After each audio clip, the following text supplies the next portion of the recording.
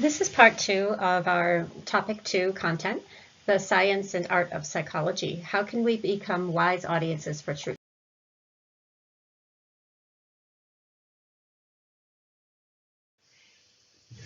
We talked quite a bit in the last lecture about sources of knowledge, and just a little lighthearted idea toward this, we can see here that where do we learn about our vaccines?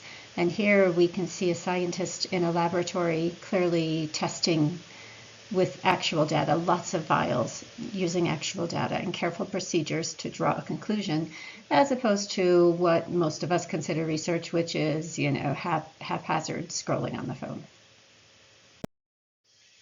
So just reviewing the sources of knowledge, if you're quite familiar, you can move forward. But authority, someone said it, or I saw it online, or I heard it from a trusted friend, so it must be right. Tradition, a type of authority, it's always been done this way, so it must be right.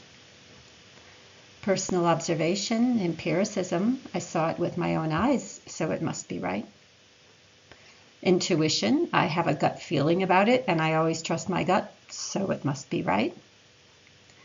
Rationalism, I thought it through and it just makes sense, so it must be right. Versus what we're talking about today, the scientific method, which we're calling systematic empiricism. Careful researchers systematically collected and evaluating objective evidence. Objective meaning it's the same no matter who looks at it. So the problems with those other sources, when we rely on authority, well, they might have ulterior motives, or the authorities might have a lot of charisma but lack training and knowledge. Traditions might be right in one time and one place, but not in another time and another place. Or they might just plain be wrong. Or they might just plain be right. But that doesn't yield objective scientific findings. Personal observations, our interpretations of what we have seen might be incorrect, like if we perceive a satellite as a UFO. Intuition emerges from emotion, and emotion may be wrong, such as jumping at the sight of a stick that looked for a moment like a snake.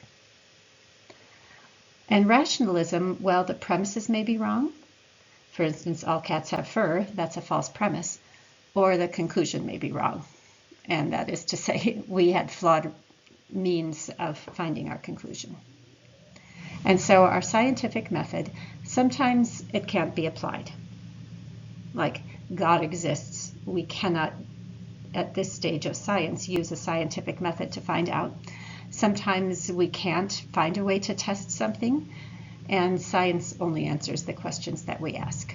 But nevertheless, science does yield generally findings that can be depended upon in the extent to which they answer the asked question. So the features of science, and this is from your book, so I'll highlight these for you. First, if it's science, it is systematic empiricism. And empiricism, as you know, means observation. But it's not just I saw it. It's that it is observable no matter who sees it is seeing the same things, and I've gathered systematic data to demonstrate that. So that's a little bit different than just I saw it or even we saw it, because it's an objective way of gathering objective data. Science answers empirical questions. It answers questions about the way the world actually is. Not the way it should be, the way it ought to be, not the way we want it to be. And so because we're answering questions about what actually is, we can answer them, test them, and gather systematic data. And two details about empirical questions: they're falsifiable, and that means that there would be a way to prove that the answer is no. So if we make a statement, there would be a way to show that the statement is false. We'll look at some examples later. And secondly, empirical questions don't have values. They don't prescribe or say what should be done. They just present what has been observed. And finally, public knowledge.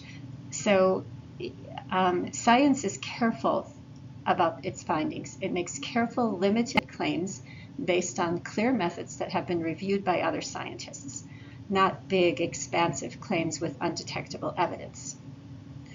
So most things that are claiming to be cure-alls are not science. And most things that have a big, flashy marketing scheme are not based on science, because science is prudent and limits the findings to what can be clearly concluded from the data. While some scientific claims are eventually find its way to the public news media, the starting point is always peer-reviewed publications, so scientific journals, before any kind of publication in general, and never sensational headlines that are trying to get your attention. And so if it's not science, it's probably pseudoscience. And what is pseudoscience? Well, going down here before we read the definition, it looks like science, but it isn't. Pseudoscience is a set of beliefs or activities that can be pseudoscientific if its adherents claim or imply that it's scientific, but it lacks one or more of the three features of science.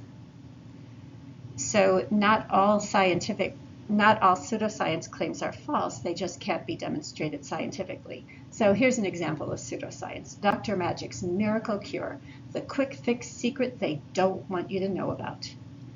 I know it works, I tried it and I feel better.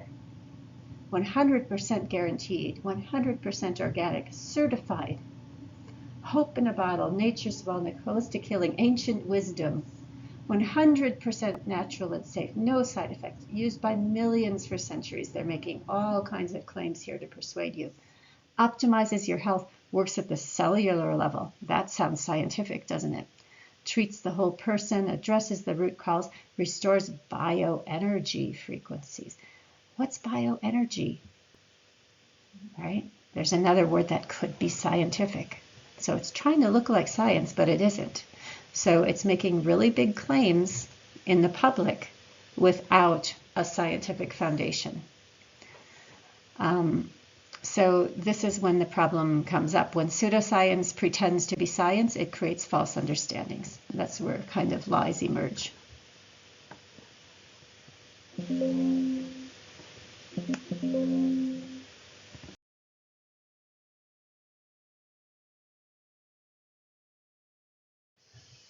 So since pseudoscience lacks empirical questions, we remember empirical questions must be falsifiable. So I say questions here. I think we could say empirical statements as well. And so falsifiable means that there would have to be a way to provide evidence against the claim. So the first statement is falsifiable. The statement is women talk more than men. So we don't know if this is true, but we could demonstrate. We could find out, couldn't we? We could say take males and females, put them in an identical situation and count how many words the men spoke and how many words the women spoke, and then compare those numbers using a statistical test. It's falsifiable. How about the second claim? The second claim is not falsifiable. And the claim is ESP exists. ESP, extrasensory perception, is like mind reading.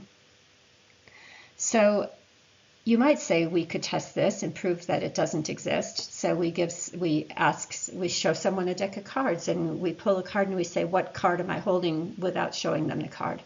And the person gets it wrong. So we could say, okay, that means it's falsifiable.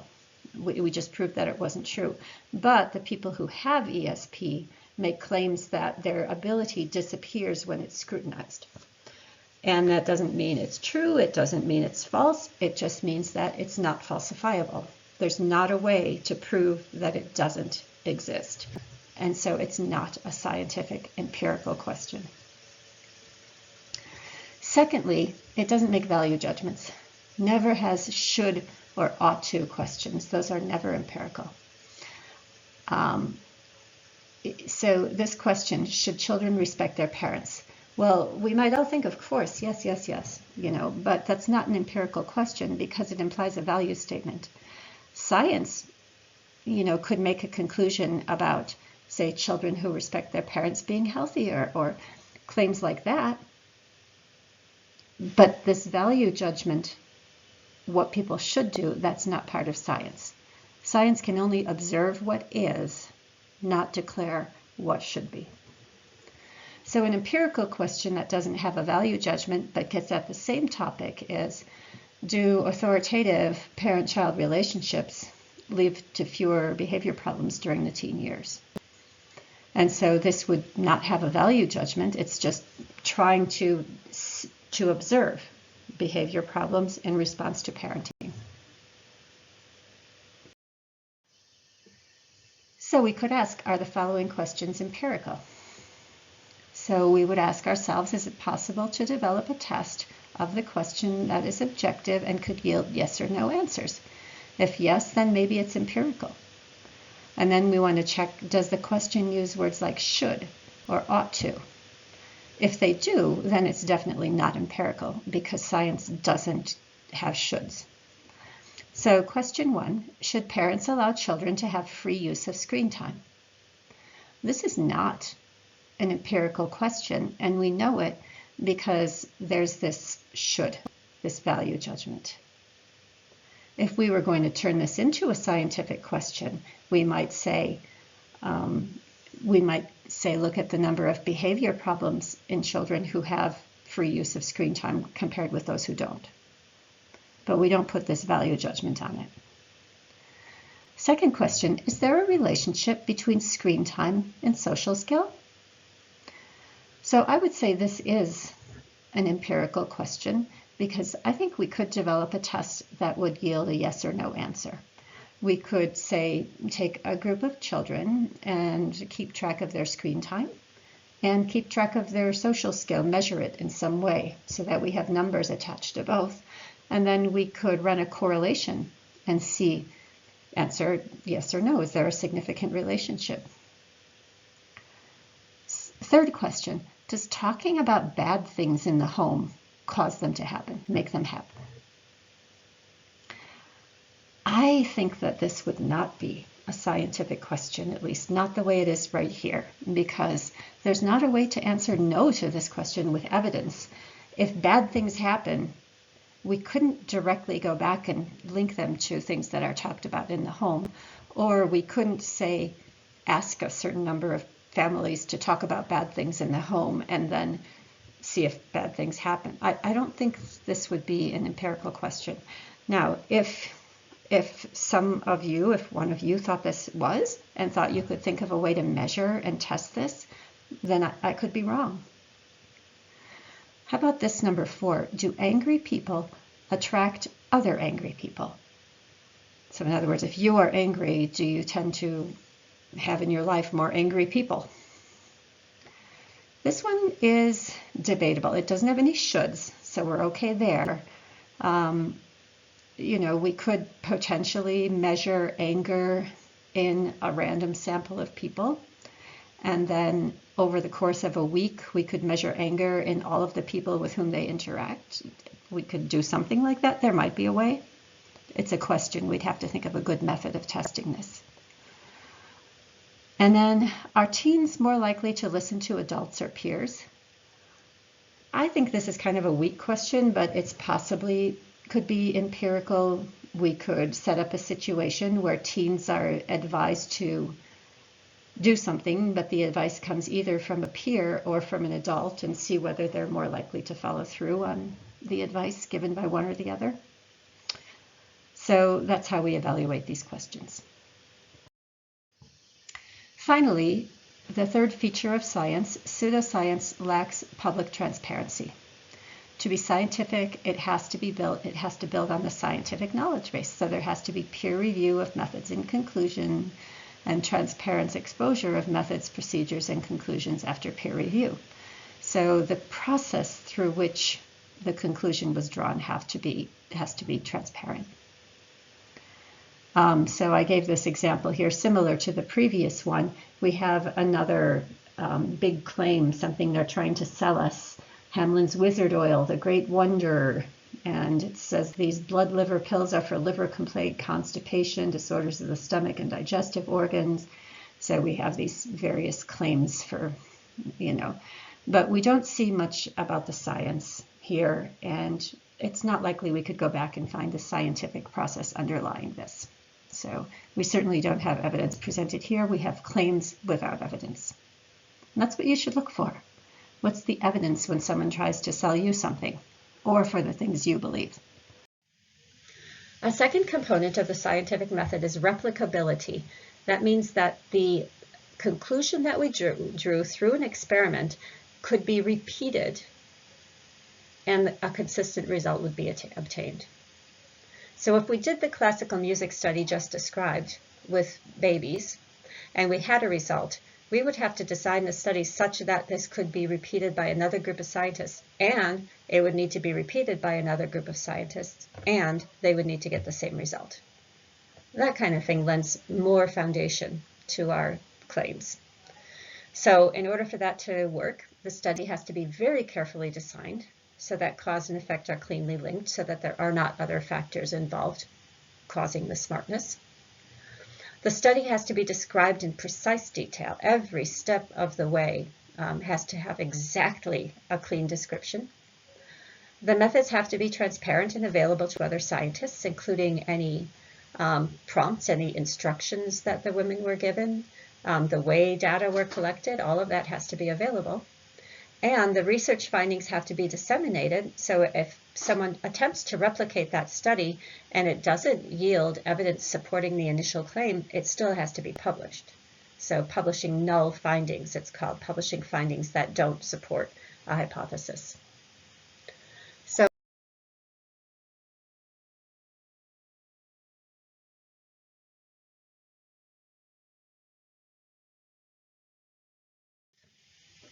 So this is all about our ability to engage in critical thinking. And when we talk about critical thinking, we're not talking about, we're not talking about criticizing people or judging people or anything like that. So think of a different meaning of the word critical. It just means that we are critiquing, or we are finding the flaws and the strengths of a proposal. And critical thinking involves asking good questions. We'll be doing a lot of that this term. Objectively defining problems, so stepping outside of subjective experiences, stepping outside of our own experience, and objectively, as an outsider, defining it as if we don't have a personal involvement. Examining the evidence available. So we're not going to imagine things. We're going to look and see what's actually before our eyes. We will assess our assumptions and biases. No matter how much we want the results of our study to support our hypothesis, we're going to step back from that and just look at the evidence and not make assumptions that might not be accurate. Avoiding emotional reasoning is part of that. We'll separate facts from opinion. If there's evidence, then we will believe it. If there's evidence of election fraud that is widespread, then we can consider whether this actually occurred. If there is not evidence of widespread election fraud, then we have no reason to presume that it's occurred. Then we might be engaging in emotional reasoning. We'll avoid oversimplifying a problem. Most problems do tend to be complex, and we don't want to overgeneralize our results.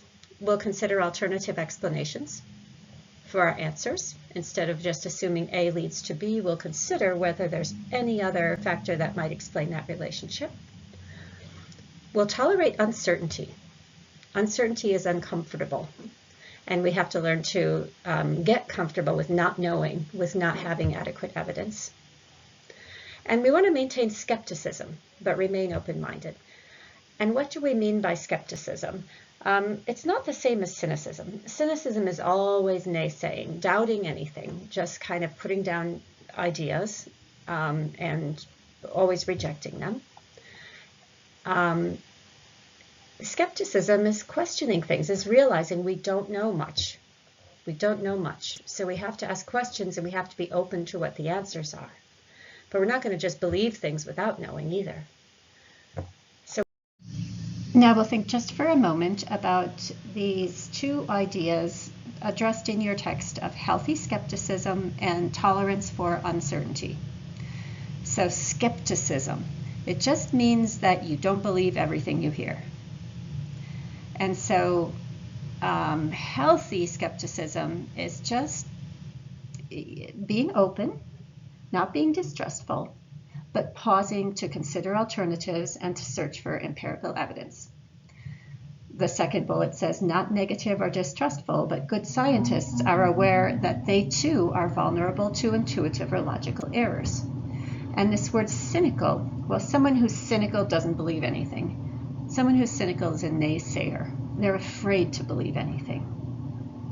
And we can compare that to someone who has blind faith, who believes everything. They're afraid to question anything, afraid to ask questions about the things that they've always believed to be true. That's blind faith. And skeptics are in the middle. They're not afraid. They're willing to question their own beliefs. So they're not going to stick with something just on blind faith.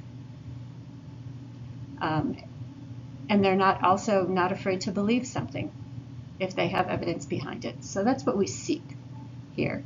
We seek for you to become just skeptical, just willing to investigate what you believe and what you're told to understand the source of those beliefs. And secondly, tolerance for uncertainty. So this is something that scientists need because we very often can't get the answers to our questions. Good scientists will be okay saying, we just don't know yet. We don't have the answer to this question yet. We don't have a way to measure that yet. But the public sometimes prefers definite answers, even if the answers are wrong. So even you in this class might have a question, and the answer that might be necessary is, this isn't yet known. We don't know. And so it's important for you to be tolerant of that uncertainty. That's a scientific thinker, understanding that uncertainty is present.